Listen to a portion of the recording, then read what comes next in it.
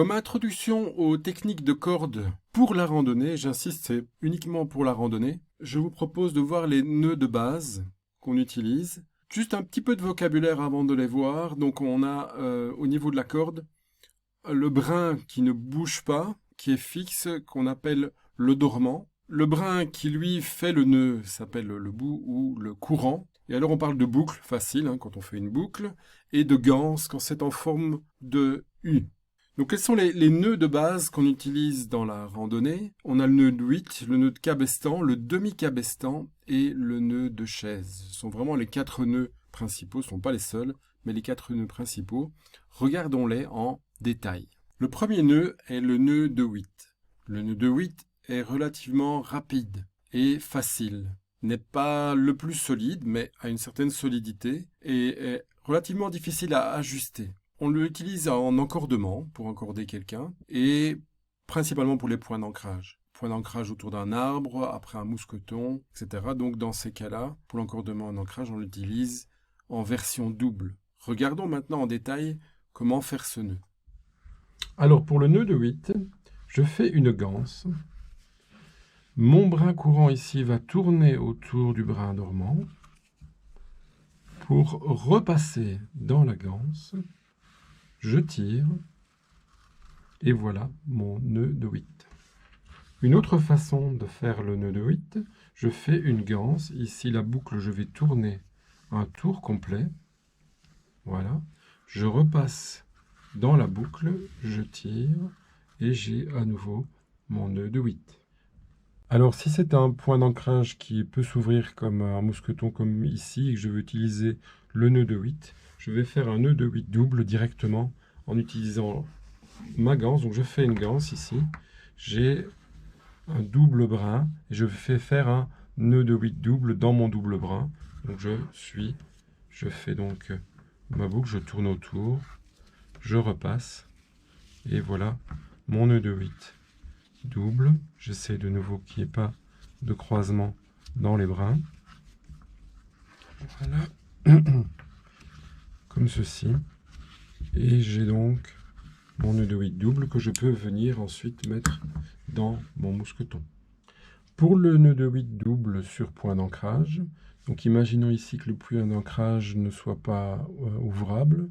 Donc ici, je ne peux pas ouvrir mon mousqueton, donc je suis obligé de passer la corde à l'intérieur, ou si c'est un arbre par exemple, un rocher, de faire le tour. Et ici donc je vais repasser dans le premier nœud de 8 que j'avais fait auparavant, que j'avais préparé, à l'envers, en suivant parallèlement le brin de corde initial.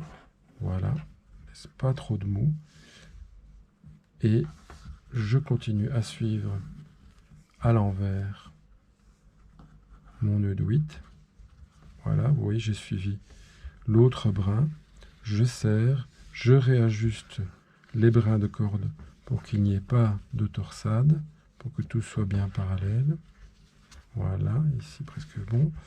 Et voilà. Voilà mon nœud de 8 double sur le point d'ancrage, qui est ici donc un mousqueton.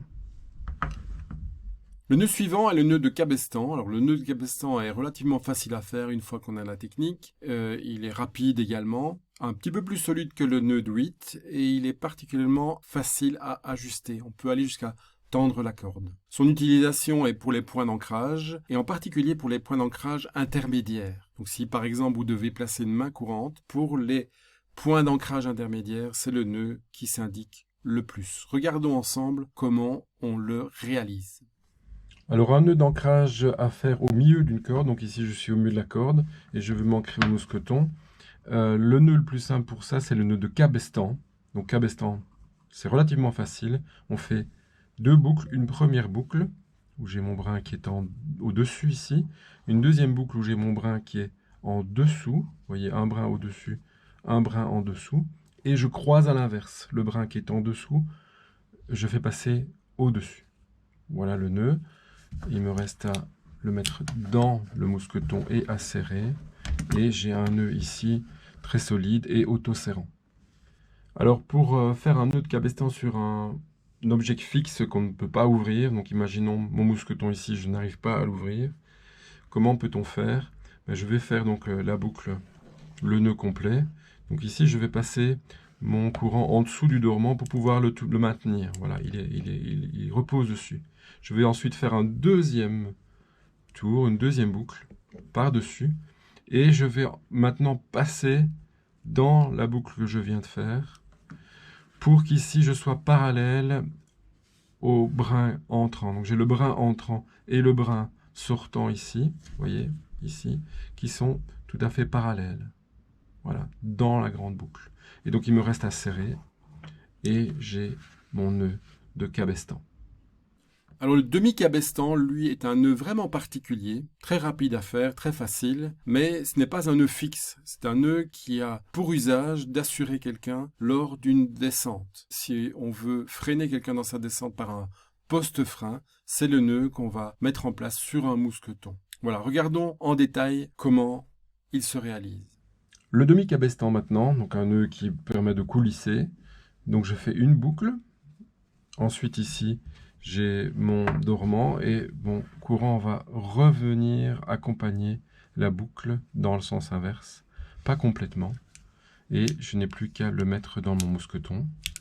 Voilà, et j'ai donc un nœud, vous voyez, qui coulisse, qui permet de freiner quelqu'un et qui marche d'ailleurs dans les deux sens.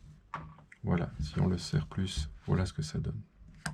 Le quatrième nœud est le nœud de chaise, qui est un nœud super rapide à faire quand on connaît bien la technique. Il n'est pas très facile à apprendre, mais une fois qu'on a la technique, c'est très très utile. C'est un nœud que j'utilise très très souvent. Il est très solide, c'est le plus solide, relativement facile à ajuster. Son utilisation est équivalente au nœud de 8, c'est-à-dire qu'on va l'utiliser en encordement pour assurer quelqu'un et pour s'accrocher après un point d'ancrage fixe. Donc encore une fois, un arbre ou un mousqueton. Parfois, il peut être utilisé aussi en double. Donc regardons ensemble comment on réalise ce nœud en simple et puis en double. Alors le nœud de chaise sur un point d'ancrage ici à un mousqueton. Donc évidemment, je fais passer ma corde autour du point d'ancrage. Avec mon dormant ici, je vais faire une boucle. Voilà, avec le brin courant, je vais passer dans la boucle de bas en haut. Je fais le tour du dormant ici. Je retourne dans la boucle et je tire. Voilà. Et j'ai mon nœud de chaise. Alors le nœud de chaise se termine toujours par un nœud d'arrêt qui est évidemment un nœud simple. Donc je fais le tour de tout et je fais mon petit nœud simple derrière et voilà un nœud de chaise. Alors si on est en milieu de corde et qu'on n'arrive pas à ouvrir le point d'ancrage, on a un point d'ancrage fixe. Là la solution éventuellement c'est de faire un nœud de chaise double. Donc j'ai un double brin ici avec lequel je vais pouvoir faire mon nœud de chaise double. Donc je fais la même chose, je fais une boucle mais en double. Donc par en dessous, je fais ma boucle en double. Voilà, comme ceci. Et donc je vais sortir de ma boucle, faire le tour du dormant et repasser ici. Et j'ai mon nœud de chaise ici, double. Et voilà, donc vous êtes familiarisé avec les nœuds. Si vous avez aimé cette vidéo, n'hésitez pas à la partager, mettre un petit commentaire, un petit like ou vous abonner à ma chaîne YouTube. Merci bien.